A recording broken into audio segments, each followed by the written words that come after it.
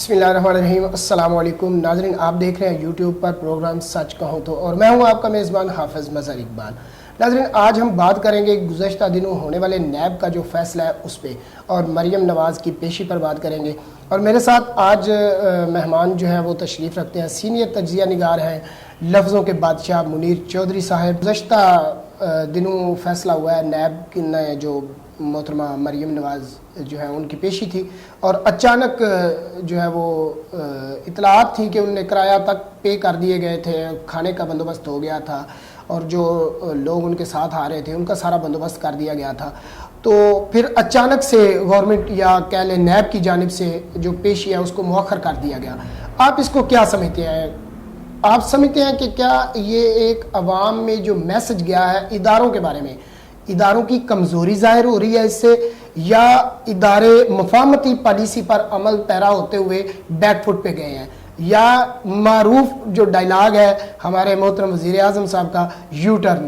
آپ کیا سمجھتے ہیں، ہمارے اداروں نے یو ٹرن لیا ہے، یا انہوں نے جو انارگی پھیلانے کی کوشش کی جا رہی تھی یا افواہیں تھیں ان سے بچنے کے لیے مفاہمتی پالیسی جو ہے اس پہ عمل پیرا ہوئے ہیں، یا کہ وہ ڈر گئے ہیں، خوفزدہ ہو گئے ہیں کہ کہیں ہمارے جو معاملات ہیں وہ خراب نہ ہو جائیں؟ آپ اس کو کس نظر سے دیکھتے ہیں؟ دراصل اگر دونوں چیزوں کو دیکھا جائے نا، اس کو الگ الگ رکھنا چاہیے۔ پہلے نیب کا کردار، نیب قوانین۔ سوال یہ ہے کہ نیب کو ہمیشہ سے یا احتسابی اداروں کو ہمیشہ سے پاکستان میں مخالفین کے خلاف استعمال کرنے کا ہتھ کنڈا رکھا گیا کہ انہی احتسابی اداروں کے ذریعے جیلیں بانٹی گئی۔ میں بانٹنا اس لیے کہہ رہا ہوں کہ جس سے مخالفت ہے، جس سے چبھن ہے، جس سے جلن ہے، اس کو اٹھوایا اور جیل میں ڈلوا دیا، نام نیاد مقدمے بنے۔ ماضی میں اگر دیکھیں تو وہ افریدی صاحب جو فرنٹیئر پوسٹ کے چیف ایڈیٹر تھے، ان کے خلاف منشیات کا مقدمہ بنا، لاہور سے انہیں گرفتار کیا گیا۔ آگے آج رانا ثناء اللہ صاحب کے حوالے سے جو کیس بنا اس پہ بھی بہت سی چیمیں گوئیاں ہیں۔ سوال یہ ہے کہ عمران خان کا ایک ویژن تھا کہ ہم نے اداروں کو آزاد کرنا ہے، سیاسی مداخلت سے آزاد کرنا ہے، ادارے اپنے دائرہ کار میں کام کریں گے، ادارے قانون کے مطابق کام کریں گے، ادارے ضابطوں کو سر بلند بنائیں گے، لیکن وہ ایسا نہیں کر سکے، ناکام ہوئے پوری طرح۔ اداروں میں آج بھی سیاسی مداخلت ہے، آج بھی ڈیمانڈ پہ ایکشن ہوتا ہے۔ ہمیں اینٹی کرپشن کا ذکر بھی یہاں ضرور کرنا چاہیے کہ پنجاب میں اینٹی کرپشن کا وجود نہ ہونے کے برابر رہ گیا ہے۔ اضلاع میں اگر دیکھ لیں، انتظامیہ کوئی انٹرنل خود احتسابی والا کوئی ان کے پاس سسٹم نہیں ہے۔ جتنے ڈپٹی کمشنرز ہیں ڈسٹرکٹ میں دیکھ لیں، چند ایک ہوں گے جو وقت اور معاملات کو رول اور ضابطے کے مطابق رکھتے ہوں گے۔ 1 بجے دفتر کھلتا ہے، پبلک کی رسائی مشکل ہو گئی ہے، لوگ دیواروں کو دیکھ کر لوٹ جاتے ہیں۔ سوال یہ ہے کہ جب تک یہ سیاسی مداخلت ہوگی، نظام کیسے بہتر ہوگا؟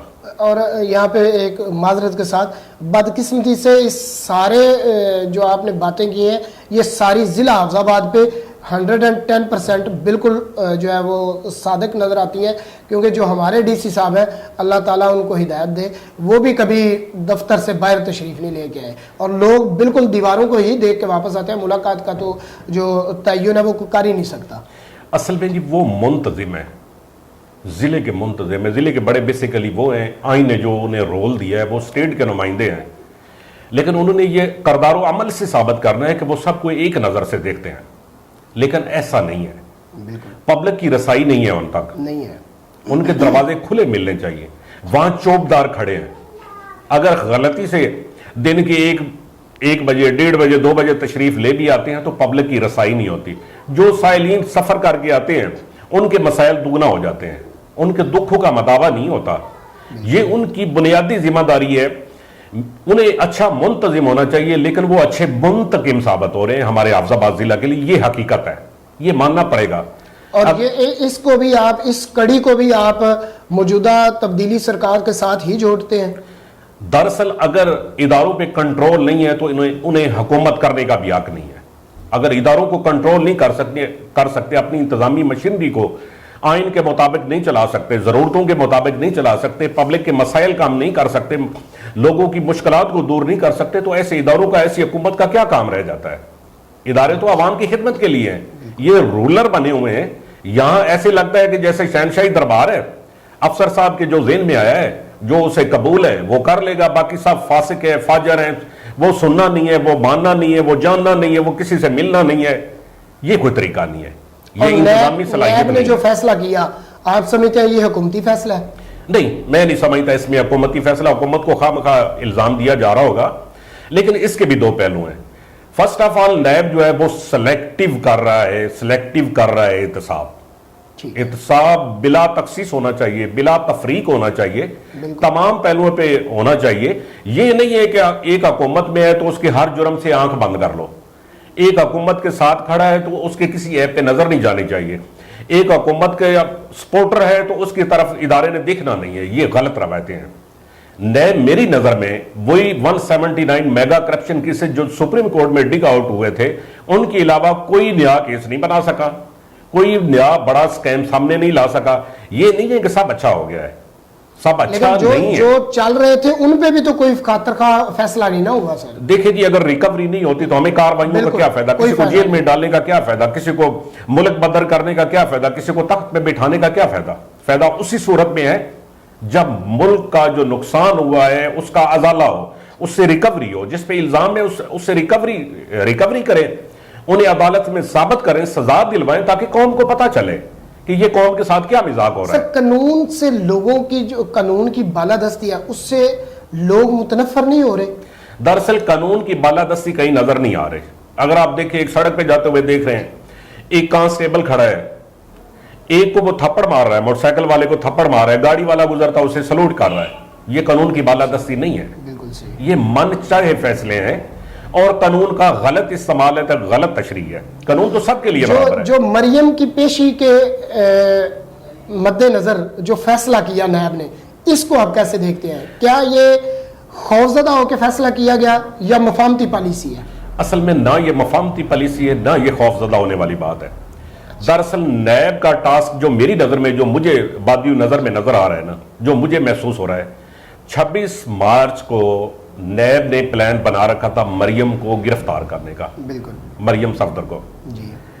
لیکن وہ اس سے پہلے ہائی کورٹ چلی گئی، ہائی کورٹ سے ریلیف لے لیا. ہائی کورٹ نے 12 اپریل تک نیب کو نوٹس کر دیا، پابند کر دیا، گرفتاری نہیں ہوگی. ان کا ٹاسک پورا نہیں ہوا. لیکن اگر دوسری طرف دیکھا جائے تو یہ رویے بھی کسی طرح بھی حوصلہ افزا نہیں ہے کہ اگر قانون کا ایک ادارہ آپ سے زیادتی کر رہا ہے، آپ کو بار بار بلا رہا ہے، اس بلوائی کو، اس نوٹس کو نل اینڈ وائڈ کرانے کے لیے آپ ایک جتھا لے کے وہاں چلے جائیں، کوئی بھی کسی بھی سیاسی جماعت کو، یہ غلط روایت ہوگی. قانون کا احترام کرنا چاہیے. یہ روایت کب سے شروع ہے؟ یہ چلے تبدیلی سرکار تو آ گئے 3 سال ہوئے ہیں ان کو، اس سے پہلے جو 60-70 سال کا ڈسٹنس ہے، جو فاصلہ ہم نے طے کیا، اس میں آپ کہاں دیکھتے ہیں؟ کیا یہ ہم اس سے نکلیں گے؟ یہ انتقامی سیاست سے یا ادارے آزاد ہوں گے؟ کیا ایسا کبھی ہوگا؟ دراصل بات یہ ہے کہ اگر جمہوریت کی روح سے دیکھا جائے تو ایک پارلیمنٹیرین کا کیا کام ہے؟ پارلیمنٹیرین کا کام ہے قانون سازی کرنا، پالیسی بنانا، ملک کے لیے، ٹریڈ کے لیے، امن و امان کے لیے، ملکی مسائل کے لیے. جو پالیسی حکومت کی ہے، وہ جو قانون بننے والا ہے وہ بنائے، اس پہ رائے دیں. ان کی رائے کی اہمیت ہوتی ہے. ان کا بنیادی کام یہ ہے کہ ہمارے جتنے پولیٹیشن ہیں، اب اگر ہماری سیاست سے ٹھیکوں کی خوشبو الگ کر دی جائے، فنڈ کی مہک اڑا دی جائے، تو سیاست بالکل بے ثمر ہو جائے گی، زیرو ہو جائے گی. زیرو ہو جائے گی. اس میں 4 اسی صورت ہے جب تک مالیاتی مفادات وابستہ ہیں، جب تک ہم ٹھیکوں سے نہیں نکلیں گے، جب ہم کمیشن خوری سے نہیں نکلیں گے، جب ہم بڑی گاڑیوں کی آرزوؤں سے آزاد نہیں ہوں گے، اس وقت تک خاک بہتری آئے گی. قانون کی وائلیشن غریب آدمی کیا کرے گا؟ صاحب استطاعت ہی کرتا ہے. جس کے سامنے قانون، کہتے ہیں نا قانون مکڑی کا جالا ہے، تو یہ مکڑی کا جالا ہے، غریب ہی پھنسے گا، انہیں کون پھنسائے گا؟ یہ آج سے نہیں، یہ پاکستان بننے کے ساتھ یہ سارے معاملات چلے آ رہے ہیں. اور دو طرح کے یہاں طبقات ہیں، بلکہ اب تو 3 طرح کے ہو گئے نا. پہلے تو ایک غربات ہے، اشرافیہ تھا، اب اشرافیہ کے ساتھ ایک بدماشیہ بھی شامل ہو گیا ہے. اب 3 طبقے ہو گئے ہیں. اب غریب آدمی اشرافیہ سے بچے یا بدماشیہ سے بچے، اس کو خود سمجھ نہیں آ رہی. اس کے لیے، اس کے تحفظ کے لیے اسٹیٹ کو کوئی لائے عمل دینا چاہیے. اسی طرح آپ واپس آ جائیں مریم بی بی والے ایشو پہ. یہ کسی طرح بھی یہ بات حوصلہ افزا نہیں ہے کہ مریم بی بی وہاں پیش ہو رہی ہیں اور ایک پورا لاؤ لشکر لے کے جائیں جیسے پچھلی پیشی پہ ہوا. کہ جی وہاں گاڑیوں میں لے کے جا رہے ہیں, پتھر لے کے جا رہے ہیں, ڈنڈے لے کے جا رہے ہیں. اگر اداروں کو کمزور کریں گے تو ہمارا ملک کمزور ہوگا. اسی طرح اگر ادارے سیاسی وابستگیوں سے آزاد نہیں ہوں گے, سیاسی پریشر سے آزاد نہیں ہوں گے, تو اداروں کو ایسی مزاحمتوں کا سامنا کرنا پڑے گا اور ہوتا رہے گا ایسا, جو ملک کے لیے کسی بھی طرح, اداروں کے لیے کسی بھی لحاظ سے حوصلہ افزا نہیں ہے.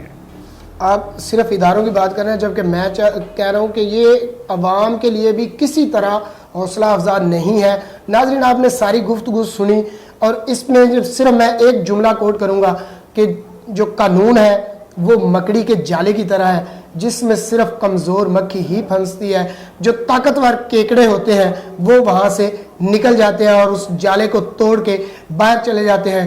آئندہ تک کے پروگرام کے لیے اجازت دیجیے. اپنا بہت سا خیال رکھیے گا. پاکستان پائندہ باد, پاکستان زندہ باد.